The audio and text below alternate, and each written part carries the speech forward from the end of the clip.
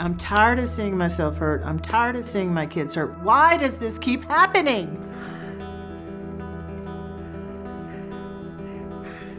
Deaf since she was a baby. I never thought that marriage would be that challenging. Welcome to an advanced course of death to self. My mom was just trying to protect me. She brought us up the best way that she could in comparison to how she was raised. My mother kind of went into a psychosis, kind of made a plan to take us all to heaven. There's always a spiritual war for your life.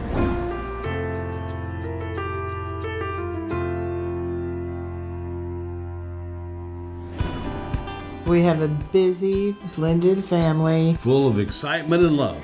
He loves to get the family together and watch football. He is just so adamant about that. And have a Sunday dinner, yeah. Yeah, we make a Sunday dinner and watch a football game together, and my daughter and my son-in-law love football. Blake is an incredible photogenic memory for every rule that there ever was for an NFL game. Drew will kind of drift in and out because she's not really into football, but it's just so fun having everybody together. Our son-in-law Blake and our daughter Leah. The newlywed couple, who I had the privilege of performing their wedding ceremony. Leah is a deaf ed teacher. We have another daughter named Drew. My siblings are fun. Leah, she has a lot of friends. She grew up doing sports. She was in school a lot, very studious. Monday through Friday, she went to Austin, Texas School for the Deaf. I really care about them and love my family a lot.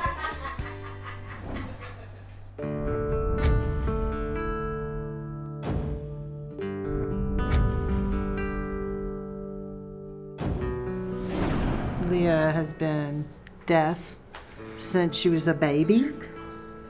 Her mom was sick with pneumonia when she was pregnant with Leah, and when she delivered Leah was sick with pneumonia. The doctor say you need to give her medicine, but it was strong medicine. It may stop her hearing and strip her hearing canal, but no medicine, she died. You decide. And so Mom and Dad said, yes, give her the medicine. And she lived. When my husband Patrick and I married, the one that died in COVID, that is where my daughter Leah comes from. Her mother had died. She was 7 when we got married. We were married for about 20 years, and then her father died. And so I am her parent. I am her only parent.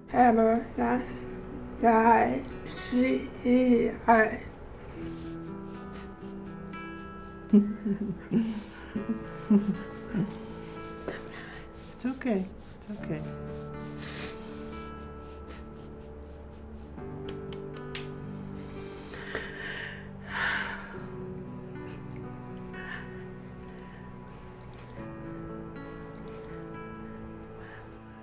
Oh,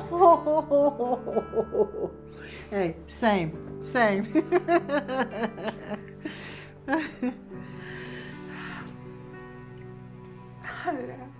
Oh, I love you too. Oh.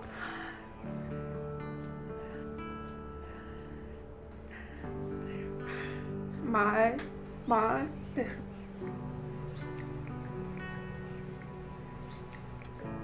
head.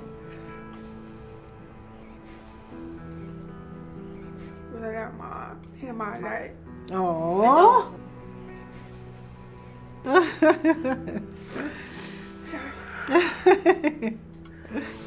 God want me to have her in my life. She's my bonus kid. I wanted more kids, but no more kids. And then she comes along. She's my bonus kid. I don't think I can live without her either.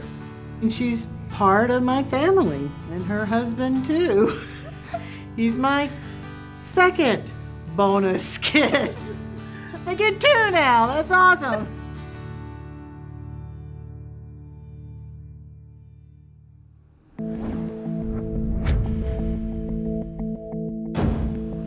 We went went to a marriage retreat the first week we got married, and we just dedicated our marriage to the Lord. And the Lord just perfectly impressed on my heart, Deborah, you are forgiven. Ron is forgiven for all his mistakes. This is a clean, pure, fresh start marriage for you guys. I'm going to be in it. I'm going to be running it. You're forgiven. To lift off that burden off of me of any former relationship that Ron had had, any former relationship that I had had, for this new marriage to be blessed by God, to be ordained by God, that was just such a beautiful thing to know. I wouldn't wish divorce on my worst enemy. I never thought that marriage would be that challenging. Welcome to an advanced course of death to self. When I realized that I was going to live with a bullet in my back for the rest of my life, and I realized that my whole body remembered trauma, and I realized that when I thought about it, it hurt me emotionally.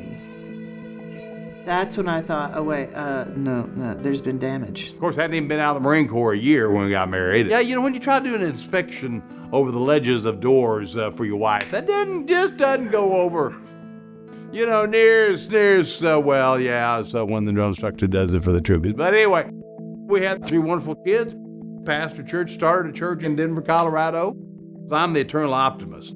Guy's gonna take the world by storm. By the time I was 25, I'm gonna go fishing for Moby Dick with a cane pole and bring the tartar sauce along with me, if that's what I think God's told me to do, And she, however, was not that way. Relationships didn't work out. I had some really traumatic things going on as far as personal relationships. And then even after being a single mom, these people would be traumatic with my kids. It was just me, my mom, and my brother. She was a single parent. It was kind of difficult, especially because it's kind of like everybody around you has a lot of money and then you're being raised by a single parent. It's a little difficult, but she did her best. She loved us, took us to church all the time. Oh my gosh, was I shocked for her system. I mean, I'm shocked for most people's system, but really shocked for her system. And I didn't know, how to be my part either, I think. I just thought, Jesus is the answer. We'll be okay. I'm God's man of faith and power. We'll be okay, And then unfortunately we weren't. Yeah, it was tragic and all the fallout effects. I did everything I could do to try to turn that marriage around. People get so hurt and they get so traumatized that their picker gets broken, so to speak. And they pick the wrong people, and then unfortunately it becomes a habit. I'm tired of seeing myself hurt. I'm tired of seeing my kids hurt. Why does this keep happening? I knew that I tried everything else and nothing's working. I needed to get healed by the Lord. That's why so much of my ministry also the last 20 plus years has been trying to encourage men especially, that if there's any way that you can stay in that marriage, you need to stay in it. Well, you got your choice of which tough to take. You got your choice of tough of staying with that woman, working things out, going to the threshing floor, or you got the tough of being out there on the open seas, not knowing what lies beneath that pretty face. Divorce is kind of an occupational hazard as a pastor, yet God just worked in my life through it all, was gracious and restored me and put me back on platforms of churches I never thought I'd be on again ever in my life. That's where I got into media. K-Love Radio opened up. I was the Central Oklahoma voice of K-Love Radio for many years. I can attest to the grace and mercy of God. I allowed the Holy Spirit to come into me and come out of me and work in me. I started submitting my will to Him. I started really getting healed. She brought us up the best way that she could in comparison to how she was raised. It's kind of amazing. So.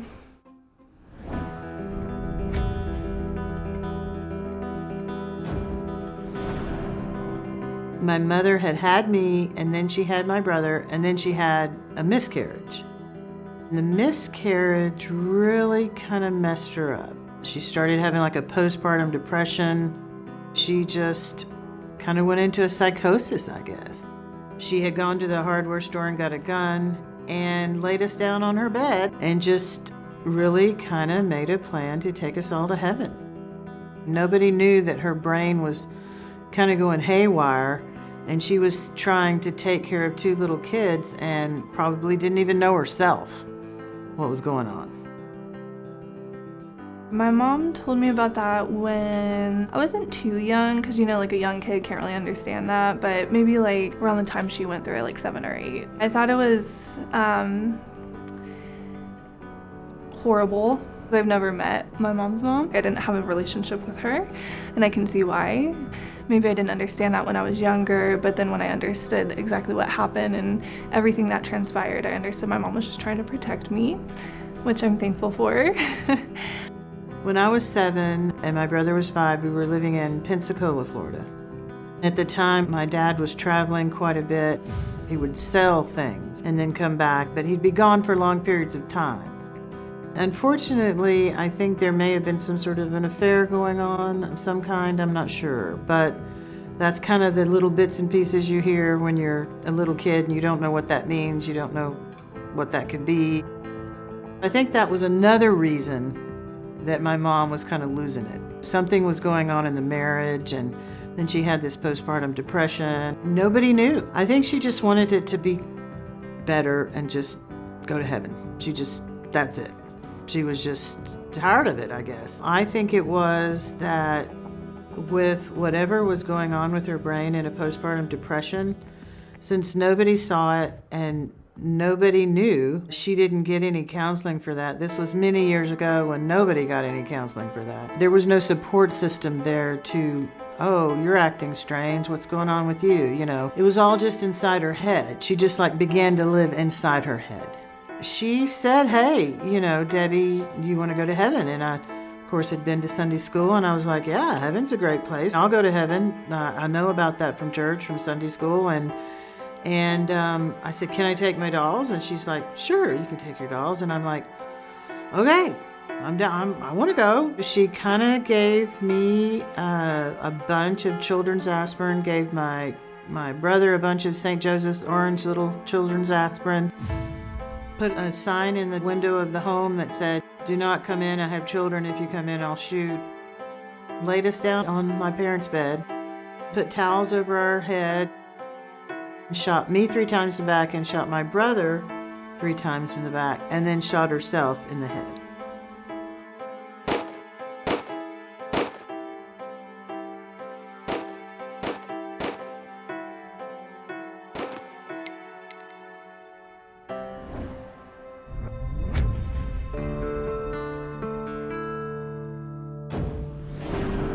The bullet's trajectory changed just a hair's breadth, not to kill every single one of us. We were drenched in blood, but we were all alive.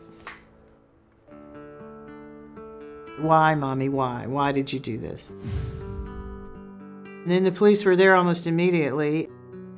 But I do remember them taking me to the hospital.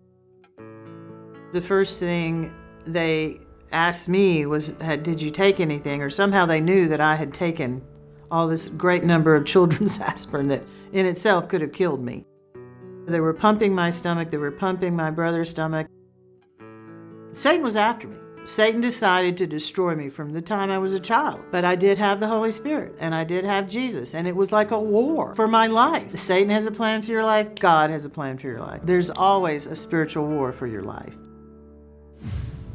What has happened to us? Our dad kind of disappearing, our mom kind of trying to kill us, and now this? I think it's devastating. It's extremely traumatic and can break up a family. My grandmother starts beating us, psychologically torturing, they were physically torturing. You're gonna go crazy, just like your mom. My mother was in what they used to call insane asylums. I'm gonna be homeless like my mother. God, I don't have a mother.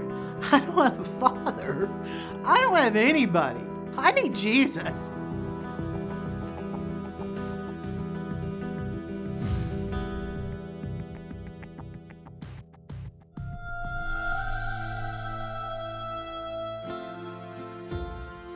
God is love, and love comes from God. In 1 John, the Bible tells us that God is not only all-loving, but that He actually is love itself. The heart of the Parent Compass television show is to bring the transforming love of God to families everywhere. In every Parent Compass episode, true stories reveal family struggles and how their lives were radically changed by the love of God. Parent Compass, an award-winning television series, is completely funded by people like you. If you have been touched by God and you want to share God's love to others, would you please pass it on? Jesus tells us to go into all the world and to tell about Him. With your donation, you allow us to take this television show into many different nations and in many different languages, free of charge. And a portion of your donation goes to Parent Compass Outreach to feed starving children. Your gift does so much. To make your tax-deductible gift, go to parentcompass.tv/donate. That's parentcompass.tv/donate. And thank you for sending love and hope around the world.